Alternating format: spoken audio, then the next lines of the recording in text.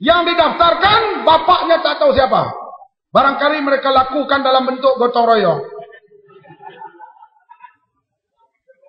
Anak dibuang di tong sampah, celah longkang di madrasah sana. Paling tinggi adalah jenis Melayu. Mungkin mereka tempatan atau campur Indonesia, walau alam. Dan kaum-kaum lain kemudiannya. Sudah 250.000 berdaftar, yang bapaknya tak ada. Tak tahu bapaknya siapa. MCA jarang tulis hal ini, tapi Suaka Basta letak muka depan. Masalah hadirin sekalian, kanak-kanak yang dibuang sekarang. Saya ingat kerajaan nak tubuh tabung bayi. Bukan bayi kapal sengmu. Itu bayi mengali. Ini bayi tabung budak-budak. Muktamar kita pas pusat, Muslimat bincang. Nak tubuh gerakan 4M. Mencegah, mendidik, menjaga dan yang lain-lain. Kalau kita jumpa budak yang dibuang, takkan kita nak bunuh? Takkan kita nak ambil budak tu nak buat apa? Nak bunuh? Terdedah pula hari ini sindiket jual kanak-kanak. Artinya jenayah di Malaysia sekarang cukup tu. Ragut, rompak, samun. Polis dikerahkan lebih untuk menumpukan kerja politik lawan pembangkang. Betul? Saya harap doktrin lain lah. Kita nak kerjasama dengan polis ini, nak hadapi jenayah lain. Untuk lihat ni di mahkamah lagi. Demonstrasi protes pada bulan Januari tahun 2006.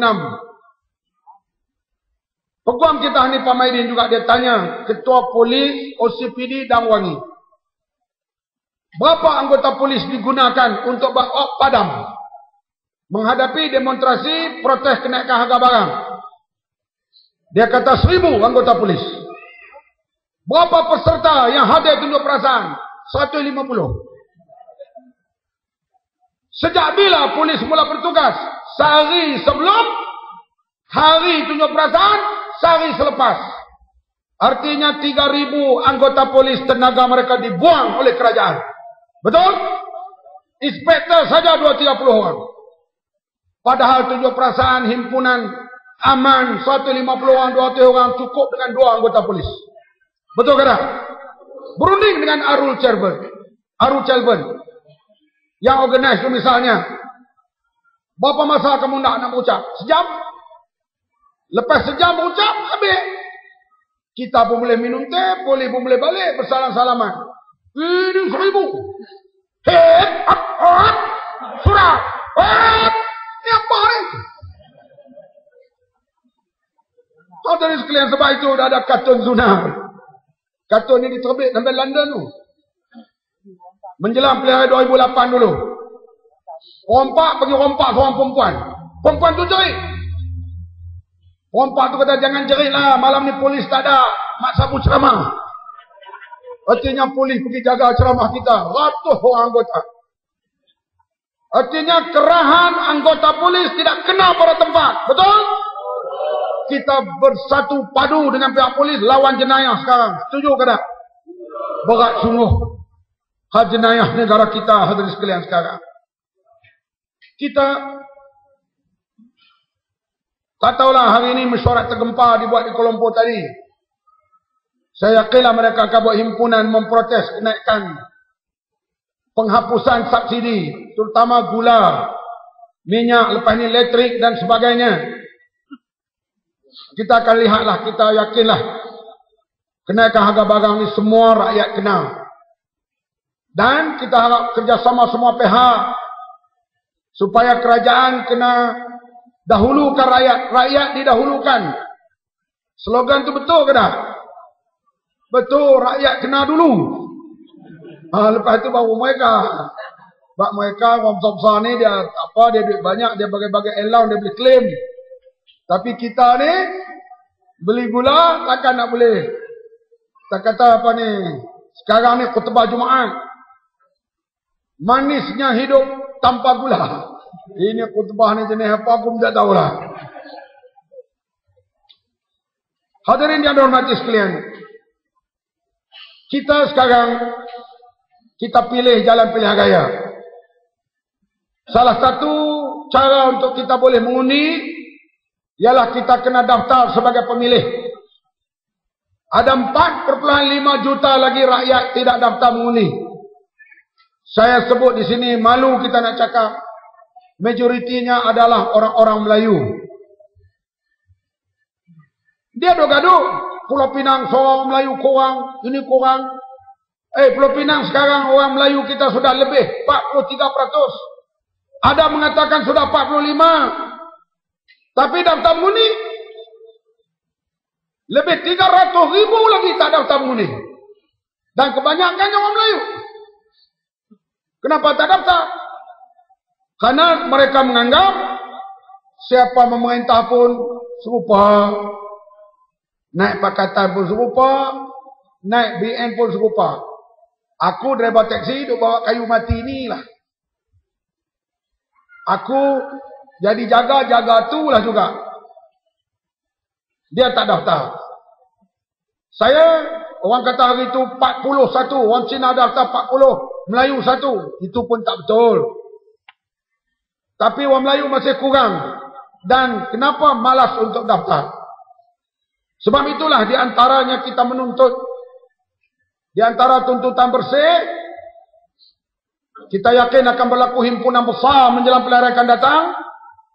Kita akan pergi 2-3 perkara utama, yaitu daftar otomatik, hapuskan UNIPOS, dakwah kekal, dan yang ketiga kita nak menentang rasuah.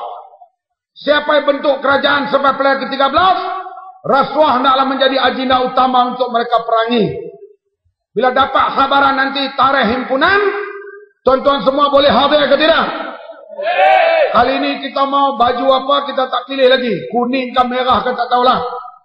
Tapi kita mau ratusan ribu turun ke Colombo. Boleh? Boleh. Ini dipanggil bersih tu. Bersih 2. Dan kita tuntut daftar pemilih otomatik. Zaman sekarang, hadirin sekalian, zaman komputer. Masuk umur 20 tahun, dia layak mengundi. Bila datang hari mengundi, ada calon yang sesuai, ada calon yang tak sesuai ke? Dia nak mengundi boleh, tak mengundi boleh. Ada isu yang sesuai, dia nak sokong. Kalau dia tak daftar mengundi, macam mana dia nak mengundi? Sebab itu kita cadangkan supaya SPR buat daftar otomatik. Di samping itu, buat masa sekarang, tuan-tuan kena daftar dulu. Sehinggalah daftar otomatik ini diterima oleh kerajaan. Dan kita bayangkan satu himpunan besar menjelang pilihan raya di Kuala Lumpur. Boleh tuan-tuan hadir? Boleh. Lepas himpunan besar tu berlaku pilihan raya, maka kita insya-Allah akan ambil alih Putrajaya. Tengok pemerintahan kita. 4 tahun pertama, indeks rasuah. Sekarang tempat yang tak silap saya 55. Rasuah turun ke tempat 30 selepas 4 tahun kita memerintah. Indeks rasuah 5.6 naik baik jadi 7.0. Tuan-tuan nampak Pakatan Rakyat memang bersedia dan menjalankan tugas dengan baik melawan rasuah. Sokong lagi pilihan akan datang. Masuk penggal kedua, indeks rasuah daripada tempat ke-40 naik ke tempat 60. Markah rasuah daripada 7.0 turun kepada 4.0. Datang pilihan raya waktu itu, tuan-tuan tolak pula Pakatan Rakyat. Boleh buat begitu? Boleh? Saya yakin rakyat Pulau Pinang boleh. Rakyat cerdik. Aku susah belah Larut, Selama, belah Gerik, susah. Tapi rakyat belah sini boleh. Sebab mereka terdedah kepada maklumat. Sebelum kita dapat daftar otomatik itu, saya harap semualah, carilah kawan, keluarga, di kilang, di tempat kerja semuanya. Supaya cukup 21 tahun daftar.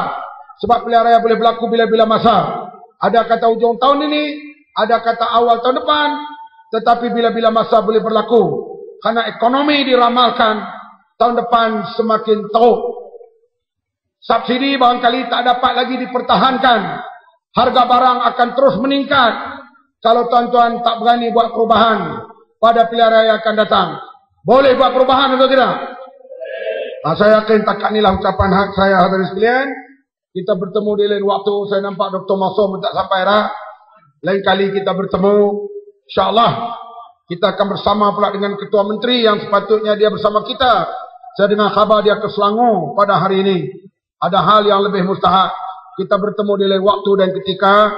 Semoga kita dapat maklumat dan terus bersama dengan Pakatan Rakyat untuk membina suasana politik baru di Malaysia pada masa yang akan datang. Wabillahi taufiq wal hidayah. Wassalamualaikum warahmatullahi wabarakatuh. Nandri Manakam. Terima kasih.